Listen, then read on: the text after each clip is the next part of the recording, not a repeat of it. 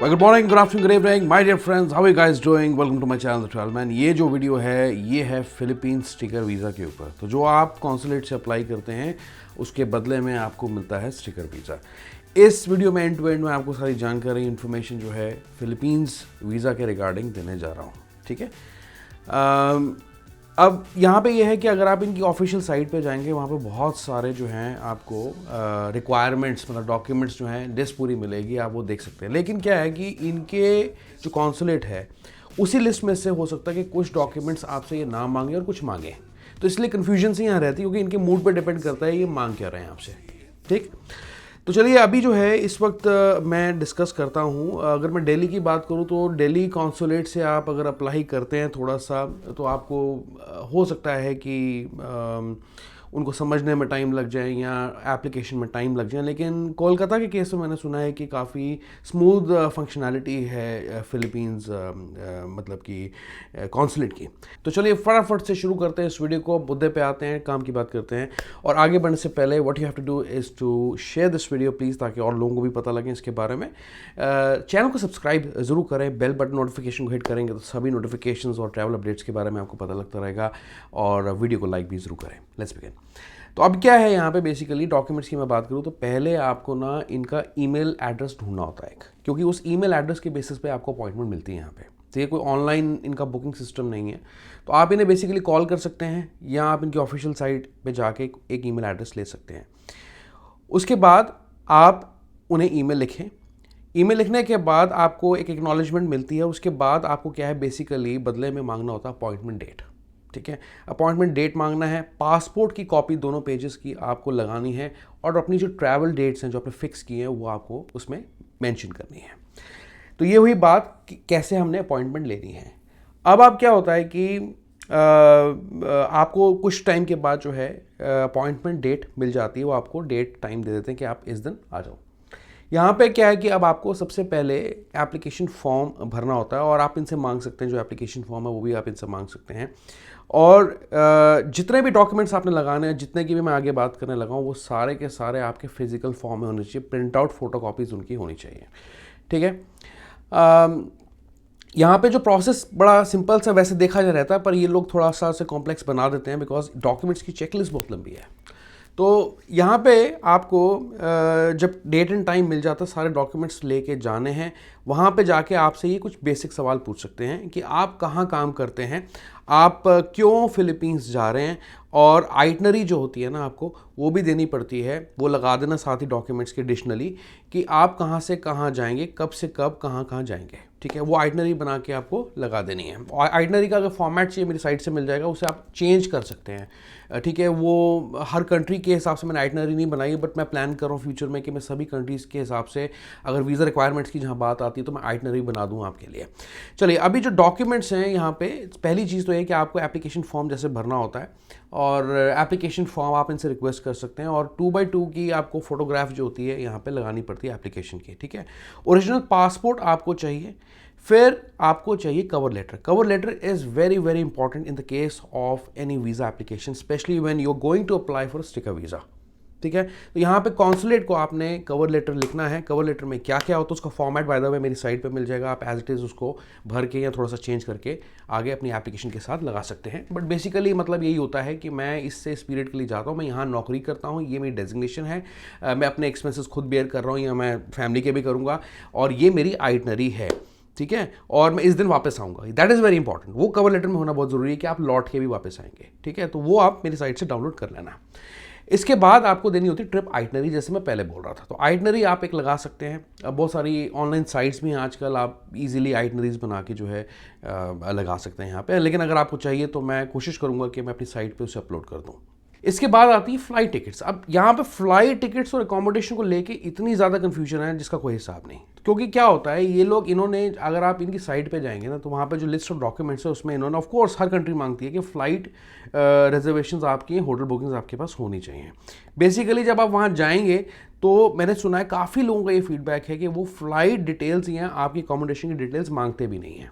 तो वो कब मांगते हैं बेसिकली, तो उसके बारे में हम आगे बात करते हैं। तो बेसिकली ये मांगते तब हैं जब आपकी पूरी एप्लीकेशन अप्रूव हो जाती है, तब जाके ये आपको बोलते हैं कि अब आप फ्लाइट और होटल अकोमोडेशन जो है अपनी वो उसका प्रूफ दिखाएं। ठीक है, तो यहाँ पे क्या है कि बैंक स्टेटमेंट आपको इसके अलावा लगानी होती है। अकोमोडेशन डिटेल्स, फ्लाइट आइटनरी के अलावा आपको बैंक डिटेल्स अपनी जो स्टेटमेंट जो होती है वो लगानी होती है, जो कि 6 महीने की स्टेटमेंट आपकी होनी चाहिए।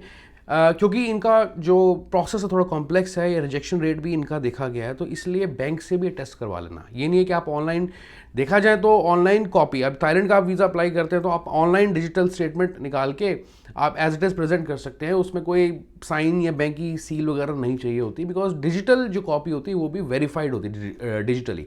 अब यहाँ पे इनके केस में थोड़ा सा ये रहेगा कि आप बैंक की सील ज़रूर लगवा लें। आपको जो बैंक में अमाउंट दिखाना है, कोई ऐसा कोई अमाउंट नहीं इन्होंने कोट किया कि आपको इतने लाख दिखाने उतने लाख दिखाने।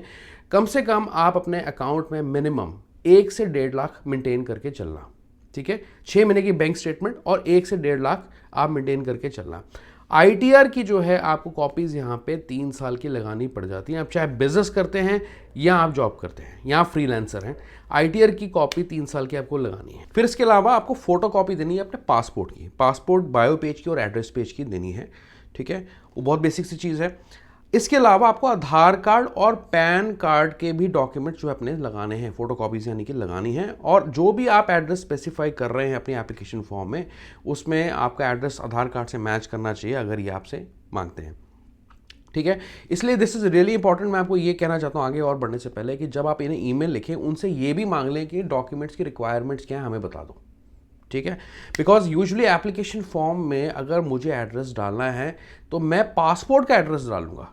ठीक है, चाहे वो मेरा पुराना एड्रेस हो, लेकिन फिर भी मैं पासपोर्ट का एड्रेस स्पेसिफाई करूंगा तो वो सही रहता है। लेकिन क्योंकि अगर ये एडिशनली आपको रिक्वेस्ट करते हैं आधार कार्ड या पैन कार्ड, कुछ लोगों के केस में ऐसा हुआ है, तो उस केस में आपको जो आधार कार्ड पे एड्रेस है वही डालना है, या आप पासपोर्ट का अपना एड्रेस अपडेट करा लो। It is up to you. ठीक है, इसके अलावा ट्रैवल और मेडिकल इंश्योरेंस जो है यहाँ पे कंपलसरी नहीं है, बट हो सकता है कि आपसे मांग भी लें। और जो काफ़ी सारी पॉलिसीज़ हैं जो कि वीज़ा फ्रेंडली हैं, जो वीज़ा एप्लीकेशन के लिए डिज़ाइंड है, आप उन्हें ही यूज़ करें। ठीक है, एक है safety wing nomad travel insurance, तो आप वो साइन अप कर सकते हैं और जब मर्जी चाहें से कैंसिल भी कर सकते हैं इंश्योरेंस को, वो ले सकते हैं। नहीं तो कुछ और पॉलिसीज़ हैं जैसे कि टाटा AIG वगैरह हो गया, ICICI लोम्बार्ड हो गया, वो आप ले सकते हैं। ठीक है, इससे आपकी एप्लीकेशन जो होती है स्ट्रॉन्ग बन जाती है कि हाँ, बंदे का जो ट्रैवल है वो सिक्योर्ड है। ठीक है, इसलिए वो मांगते हैं। वैसे I don't think so it is compulsory. इसके अलावा जो होता है, ये आपसे कोविड-19 वैक्सीन सर्टिफिकेट भी मांग सकते हैं। ठीक है, तो वो भी आपने हैंडी रखने हैं, उसका भी आप प्रिंट आउट ले लो। ठीक है, अब क्योंकि कोविड कम हो गया है, वेव चली गई, तो अब totally depends on the consulate whether they need it और नॉट। आपसे मांगे ना मांगे ये इनके ऊपर है, पर जो इनकी टोटल चेकलिस्ट है वो मैं आपको बता रहा हूँ। अब अगर आप जॉब करते हैं, बहुत बेसिक सी चीज़ है कि आपको कंपनी से अपनी एक NOC no objection letter certificate जो होता है वो लेना पड़ता है। वो आपका HR लिख के देता है। Now that is different from your appointment letter. ठीक है, जो कंपनी का अपॉइंटमेंट लेटर होता है उससे वो डिफरेंट होता है। मतलब कि जैसे आपकी छुट्टियां आपका सुपरवाइज़र जो है अप्रूव करता है, उसके बाद आप HR को एक लेटर लिखते हैं कि मैं छुट्टियों पे जा रहा हूँ इतने से इतने दिनों में टूरिज्म के पर्पज़ के लिए, तो काइंडली आप जो मेरे को जो है एक NOC लेटर बना के दे दो। तो बेसिकली कंपनी का जो HR होता है वो आपको कंपनी लेटर हेड पे और सील और साइन के साथ, स्टैम्प के साथ आपको देता है क्या, NOC लेटर। इसके अलावा आपको 6 महीने की सैलरी स्लिप भी यहाँ पे लगानी पड़ेगी। ऑफिस का ID, जो आपको जो ID है, आइडेंटिटी कार्ड है, उसकी भी आपको कॉपी लगानी है और उस पर आपका कंपनी का जो ID है, आपका यूनिक एम्प्लॉय ID है, वो उस पर मेंशन होना ज़रूरी है। ठीक है, इसके अलावा अगर नहीं भी है तो चलो ठीक है, कोई बात नहीं, जो भी उसकी कॉपी है आपकी कार्ड की, एक्सेस कार्ड की, वो आपको लगानी पड़ती है। देन अपॉइंटमेंट या जॉइनिंग लेटर, दोनों में से जो भी है, एक ही बात है वैसे, तो आप वो भी यहाँ पे लगा सकते हैं।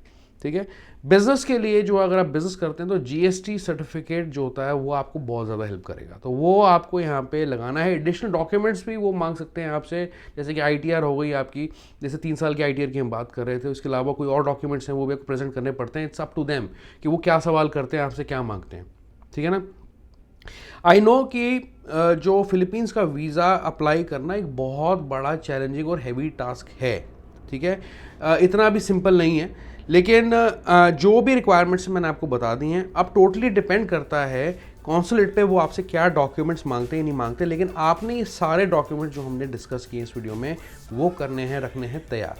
ठीक है। अब इसके अलावा अगर आसान तरीके की हम बात करें तो आप सिंगापुर का मल्टी एंट्री वीज़ा लेके वीज़ा फ्री ट्रैवल कर सकते हैं और 14 दिन का आपको स्टे पीरियड भी इसके अंदर मिलता है, जो कि मच बेटर है और स्टिकर वीज़ा से काफ़ी ज़्यादा आसान है, कन्वीनियंट है। ठीक है। सिंगापुर का ई वीज़ा बहुत जल्दी और आसानी से लग सकता है आपका। ये वीडियो कैसी लगी ज़रूर बताएं, इस वीडियो को लाइक कर दें, चैनल को सब्सक्राइब करते हुए ज़रूर जाएं, इस वीडियो को भी शेयर ज़रूर करें। And I see you once again. अपना बहुत बहुत अच्छे से ख्याल रखें। बाय।